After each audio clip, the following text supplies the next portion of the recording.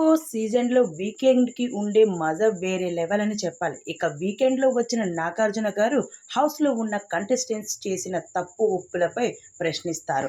ఇక ఇవే తరహాలో హౌస్‌లో ఉన్న కంటెస్టెంట్ కూడా ఏదో ఒక తప్పు చేసే ఉంటారు. ఆ తప్పులన్నీ ఎత్తి చూపిస్తూ, వారిని సరిదిద్దుతూ అందరికీ కూడా నచ్చజెప్పారు హోస్ట్ 'నాగార్జున' గారు. అయితే 'బిగ్ బాస్' హౌస్‌లో ఉన్న ఎలిమినేషన్‌లో ఉన్న కంటెస్టెంట్స్ అందరినీ కూడా నిల్చోమన్నారు. ఒక్కొక్కరుగా సేవ్ అయిపోయారు. అయితే లాస్ట్‌కు మాత్రం విష్ణుప్రియ ఉండిపోవడం జరిగింది. అయితే బిగ్ బాస్ ఏం చెప్పారు అంటే, ఆ బాక్సులో నుంచి ఎవరికైతే గ్రీన్ కలర్ పేపర్ వస్తదో వాళ్ళు సేవ్ అయిపోయినట్టు.